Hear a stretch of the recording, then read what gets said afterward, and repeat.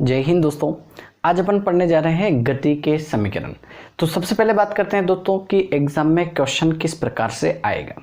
Exam में दोस्तों question आएगा, एक समान त्वरण से गतिमान वस्तु के लिए गति के समीकरण व्युत्पन्न कीजिए।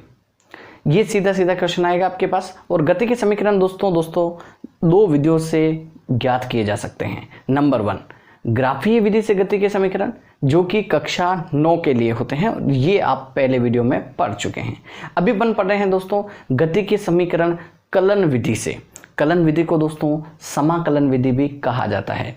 आप अगर पूरी तरीके से पूरा वीडियो देखेंगे तो आपके निश्चित ही पूरे में से पूरे नंबर आएंगे। ये क्वेश्चन आना लगभग तय है। आपके फर्स्ट टेस्ट ले लो, सेकंड टेस्ट ले लो, या हाफ ईयरली ले लो, ईयरली ले लो। क्लास 11th के लिए तो ये क्वेश्चन फाइनली ही होता है। ओके दोस्तों, अभी अपन पढ़ना शुरू करते हैं। इससे पहले 2-3 क्वेश्चन मैं बता देता हूँ, 2-3 फॉर्मूले बता देता हूँ आपको। कौन कौन से फॉर्मूले? एक तो होता है दोस्तों वेग का। वेग का सूत्र होता है दोस्तों विस्थापन बटेवा समय, और इसको इस तरीके से भी लिखा जाता है dx/dt। इसका मतलब क्या है? विस्थापन का x का मतलब क्या है दोस्तों? विस्थापन। विस्थापन का समय के सापेक्ष अवकलन वेग कहलाता है। क्या बोल रहा हूं दोस्तों? विस्थापन का t का मतलब समय, विस्थापन का समय के सापेक्ष अवकलन वेग कहलाता है। इसी तरीके से दूसरा है दोस्तों त्वरण। त्वरण a, त्वरण को क्या लिखेंगे? a, और ये होता है dv/dt। ये क्या बात हुई? ये v का मतलब वेग है, t का मतलब समय है। और इसको बोलते कैसे हैं? त्वरण क्या है? वेग का समय के सापेक्ष अवकलन त्वरण कहलाता है। ओके दोस्तों, ओके। उसके बाद आपके 2 फॉर्मूले और काम आएंगे। एक तो ये चीज पूरी की पूरी काम आएगी, ओके। और तीसरा चीज आपके ये इधर काम आएगा, एक सूत्र समाकलन का। समाकलन का एक सूत्र होता है dx, और dx का समाकलन हमेशा x होता है। dx का समाकलन x, तो dy का समाकलन भी y, dz का समाकलन z, dv का समाकलन v, dA का समाकलन a। इसी तरीके से दूसरा होता है समाकलन x की पावर n इंटू dx। इसका समाकलन होता है दोस्तों x की पावर n+1/n+1। ये बस अगर आपको समाकलन ज्ञात करने हैं और आपको बेसिक ये चीज पता है तो आप समाकलन ज्ञात कर सकते हैं बिना किसी परेशानी के। अभी अपन ज्ञात करते हैं पहला समाकलन, पहला गति का समीकरण ज्ञात करते हैं। एक बार और मैं क्वेश्चन को रिपीट कर दूं, एक समान त्वरण से गतिमान वस्तु के लिए गति के समीकरण ज्ञात कीजिए। तो अपन ज्ञात करते हैं। पहला ले रहा हूं मैं त्वरण के सूत्र से, त्वरण के सूत्र से। और त्वरण का दोस्तों सूत्र क्या होता है? a = dv/dt। वेग का समय के सापेक्ष अवकलन त्वरण कहलाता है। इसके अंदर अपने को कोई दिक्कत नहीं होना चाहिए। ये अपन ने इसकी बेस वाली बात पहले से ही बता दी। और अगर अपन चाहें तो यहाँ पे कोष्टक लगाकर अगर ये बात लिख दें, या फिर यहाँ पे नीचे भी लिख दें कि वेग का समय के सापेक्ष अवकलन त्वरण कहलाता है, तब एग्जामिनर काफ़ी इंप्रेस होता है। नंबर पूरे में से पूरे देने की संभावना बढ़ जाती है। ये एक तरीके से इसका अपन ने डिस्क्रिप्शन लिखा है। ओके, ये dt जो भाग में है इधर भेजेंगे तो गुणे में, तो a पहले से मौजूद है, गुणे में dt, इधर बचा dv। ऐसा आ गया है। अब यहां पे अपने को करना है समाकलन। दोस्तों समाकलन करने पर यहां लिख देना है समाकलन करने पर। तो समाकलन का जैसा कि चिन्ह ऐसा पहले ही देख चुके हैं, ये समाकलन का चिन्ह है। तो समाकलन का ऐसा चिन्ह बनाया और लिख देते हैं a dt = समाकलन और dv। लिमिट रख देते हैं दोस्तों। समय का समाकलन कर रहे हैं तो 0 से t। यहाँ पे वेग का कर रहे हैं तो प्रारंभिक वेग मान लेते हैं u और अंतिम वेग मान लेते हैं v। वेग दोस्तों 2 तरीके के होते हैं, एक तो प्रारंभिक वेग फर्स्ट, और फिर अंतिम वेग लास्ट में कितनी स्पीड से गाड़ी चल रही है वो वाला। तो u से v। ओके, a कांस्टेंट है, बाहर ले लेते हैं। dt का समाकलन 0 से t, और ये समाकलन dv और u से v। दोनों सूत्र अपने सामने हैं दोस्तों। dx का x होता है, उस समय मैंने बताया भी था कि dt का क्या होगा t, तो ये a और dt का समाकलन हो जाएगा t और लिमिट लग जाएगी 0 से t इजिकल टू यहाँ क्या बचेगा dv का v, लिमिट लग जाएगी u से v। और समाकलन करने के बाद होता है दोस्तों उच्च सीमा माइनस निम्न सीमा। तो उच्च सीमा ये है, निम्न सीमा ये है, तो अपन लिख देते हैं a, पहले इसकी जगह पे ये लिखना है t माइनस निम्न सीमा 0। इसी तरीके से यहाँ पे भी v माइनस u। समझ में आया है दोस्तों? ये बात बड़ा आसान है, सरल है, समझ में आना चाहिए। ओके, t में से 0 जाएगा तो t ही बचेगा, t, और इधर v minus u। Okay, a को t से अगर गुणा करेंगे तो at आएगा। दोस्तों इधर लिखना शुरू कर देता हूं मैं, या फिर ये लाइन खींच देता हूं, ओके, और यहां लिख देता हूं। ये आपके फॉर्मूले लिख रखे हैं, इनको मैं मिटा नहीं रहा हूं, आपको याद रहे कि दोस्तों ये फॉर्मूले हमारे मेन फॉर्मूले हैं। अगर ये ध्यान में रहेंगे तो हमारे सारे के सारे ये डेरिवेशन जो पूरा है आप पूरी तरीके से ज्ञात कर पाएंगे। और दोस्तों नॉर्मली एग्जाम में भी ये अच्छे नंबर का आता है। यहाँ पे ये गुणा कर सकता हूँ मैं, a को t से गुणा करेंगे तो at इजिकल टू यहाँ क्या बचेगा v माइनस u। इस माइनस u को इधर भेजेंगे तो प्लस का हो जाएगा। RHS का कोई भी चीज़ माइनस से LHS में लाते हैं तो प्लस का हो जाता है, तो ये क्या हो जाएगा u प्लस at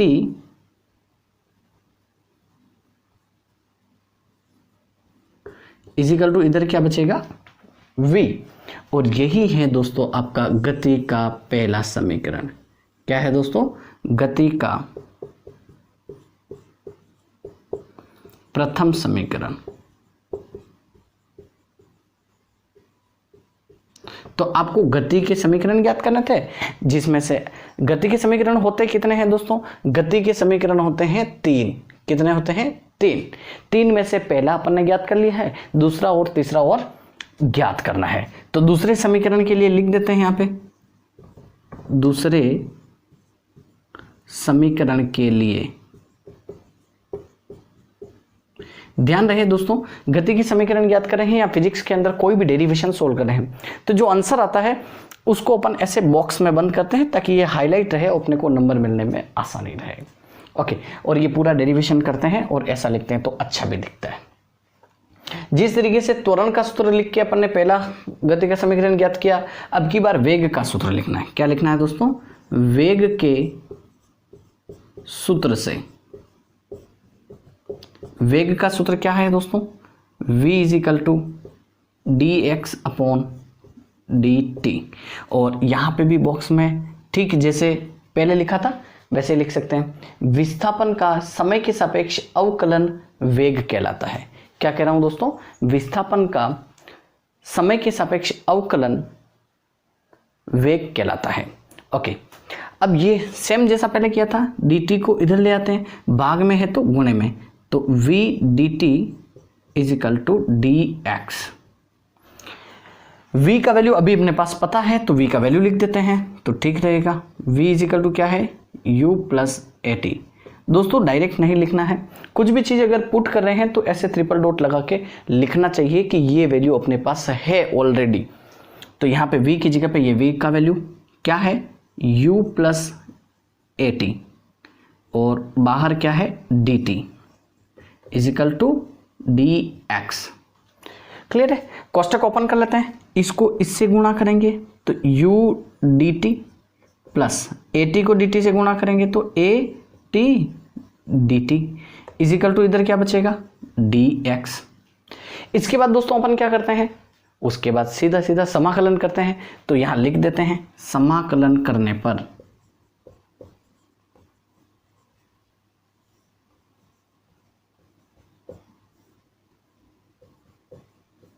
समाकलन का जैसा कि चिन्ह अपन पहले से डिस्कस कर चुके हैं, ये समाकलन के चिन्ह है। यहां पे फिर से मैं लाइन खींच देता हूं और लिखता हूं समाकलन का चिन्ह लगाकर। ये समाकलन पहला क्या है? u dt प्लस समाकलन AT dt is equal to dx का समाकलन। लिमिट रखना है। विस्थापन जो है दोस्तों वो 0 से x तक लिख देते हैं। समय का करना है यहाँ पे तो 0 से t, और ये यहाँ पे समय का करना है तो ये भी 0 से t। यहाँ तक दोस्तों समझ में आया है तो वीडियो को लाइक कीजिए, चैनल को सब्सक्राइब भी कर लीजिए। दोस्तों इतना अच्छी तरीके से समझा रहा हूँ, आराम से समझा रहा हूँ, पूरे में से पूरे नंबर दिला रहा हूँ, तो एक सब्सक्राइब तो बनता है, एक लाइक भी बनता है, और कमेंट का मन करे तो कमेंट भी कीजिए दोस्तों। और कुछ नहीं तो जय हिंद ही लिख दीजिए। ओके, यहाँ पे समाकलन करते हैं।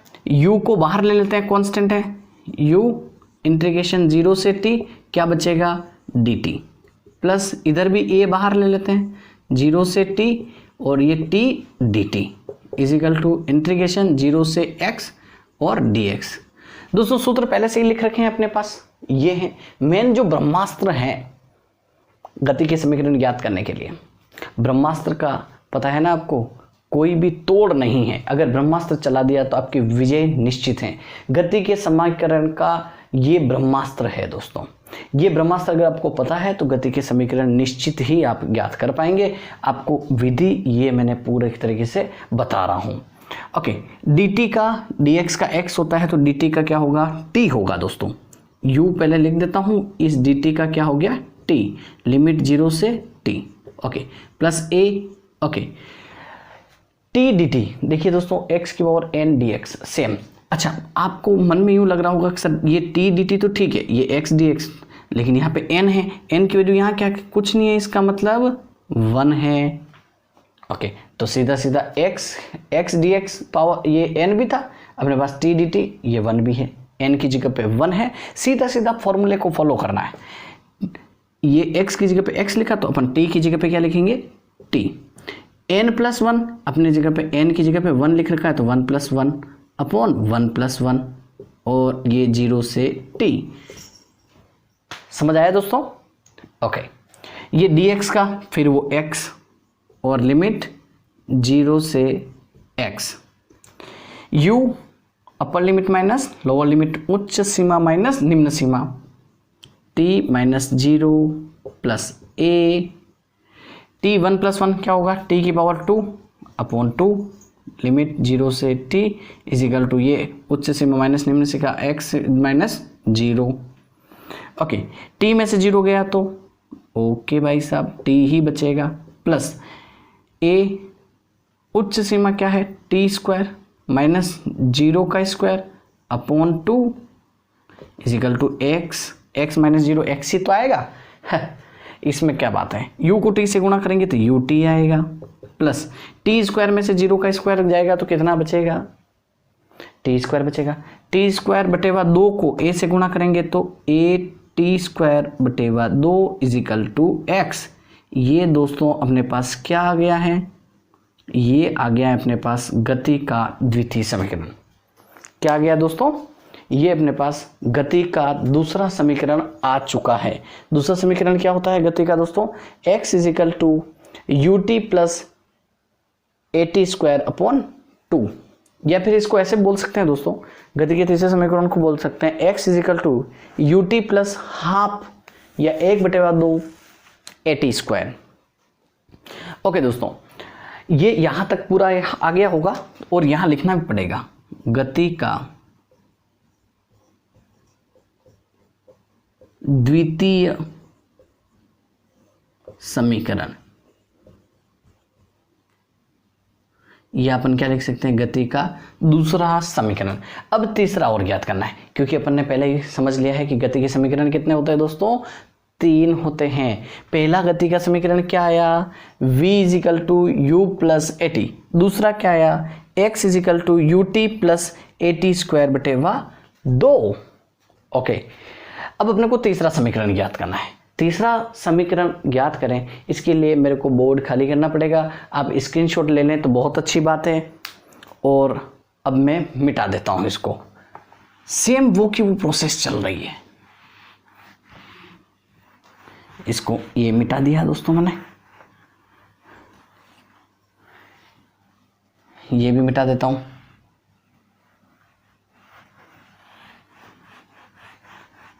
बड़े आराम से धीरे धीरे से पढ़ना है, कोई जल्दबाजी नहीं है अपने को। जल्दी का काम दोस्तों शैतानों का होता है, और अपन तो ईश्वर के प्रतिनिधि हैं या ईश्वर द्वारा भेजे गए हैं। सभी का जो जन्म हुआ है वो भगवान की इच्छा से हुआ है, तो अपन आराम से काम करते हैं। अभी अपन ने क्या किया दोस्तों, एक बार मैं लिख देता हूं जो अपन ने मिटाया है। अपन ने गति का पहला समीकरण मिटाया है जो कि था v = u + at। दूसरा समीकरण क्या है, x = ut + at²/2। ये पहला है, ये दूसरा है। अब तीसरा ज्ञात करेंगे, फिर उसके बाद आपको बताया जाएगा कि गति का ये तीसरा समीकरण है। तो यहां लिख देता हूं दोस्तों, तृतीय समीकरण के लिए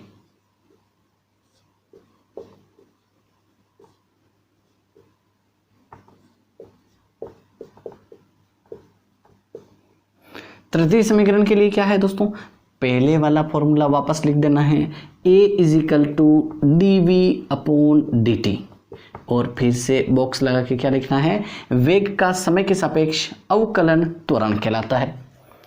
तो क्या समझ में आया, गति का पहला समीकरण ज्ञात करना है तब भी a = dv/dt।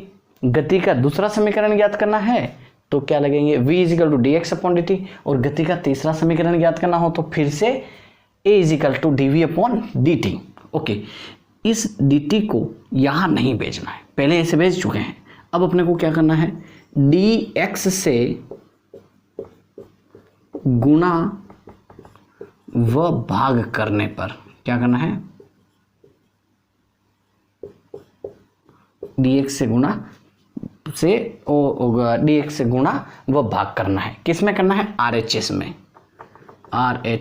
में, मतलब इधर LHS होता है, इधर RHS।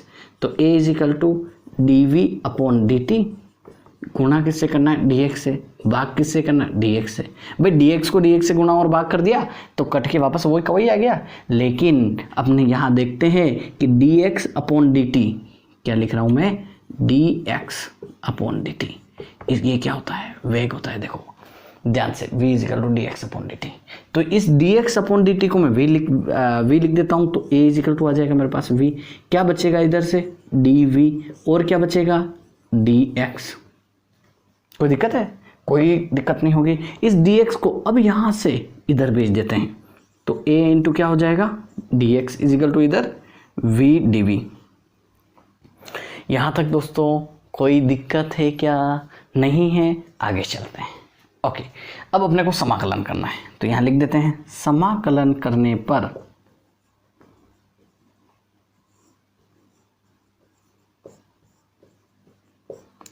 समाकलन का ये चिन्ह a dx = integration v dv। कोई दिक्कत नहीं है, लिमिट लगा देते हैं। वेग का करने हैं तो प्रारंभिक वेग u, अंतिम वेग v, विस्थापन का कर रहा है तो 0 से x, a को बाहर लिख देते हैं, और ये 0 से x, और ये आ जाएगा dx = इधर समाकलन u से v और v dv। भैया एक बात साफ है कि dx का समाकलन क्या होता है। अच्छा, आगे अपन लिख नहीं पाएंगे, जगह नहीं है, तो मैं ये कर देता हूँ, यहाँ से ऐसे करके यूं लाइन खींच देता हूँ, यहाँ लिखना शुरू कर देता हूँ। क्या है, dx का समाकलन क्या होगा, x, तो ये a × x और लिमिट 0 से x, कोई आपत्ति नहीं होना चाहिए, = ये देखो भाई v dv, x की पावर n × dx, ये v की पावर 1, तो सेम वो का और फॉर्मूला लगेगा, क्या लगेगा, v की पावर 1 + 1/1 + 1, और u से v। ओके, आगे चलते हैं। a x - 0 = ये क्या हो गया, v²/2, u से v, उच्च सीमा माइनस निम्न सीमा करना है, तो a x में से 0 जाएगा तो x ही आएगा, कोई दिक्कत नहीं है। अच्छा, ये लिखना है यहाँ, फिर माइनस ये लिखना है यहाँ, v² - u²/2, अपॉन में 2 है, इसको अगर इधर लाएंगे तो गुणा नहीं हो जाएगा। पहली बात तो इसको ही गुणा कर देता हूँ, a को x से गुणा किया तो ax, ये भाग में है, इधर आएगा तो गुणे में तो 2ax is equal to v square minus u square, minus u square को इधर लाएंगे दोस्तों तो प्लस का यू स्क्वायर, तो ये आ जाएगा u square plus 2ax is equal to v square. और ये आपके पास दोस्तों है गति का तृतीय समीकरण। और ये 3 नंबर का क्वेश्चन आएगा, 3 में से 3 नंबर आपके पक्के, यहाँ पे लिख देता हूँ v square is equal to u square plus 2ax। ये हैं तीनों गति के समीकरण जो कि अपन ने ज्ञात किए थे। इसको कलन विधि भी कहते हैं और समाकलन विधि भी कहते हैं दोस्तों। जय हिंद, मिलते हैं अगले वीडियो में।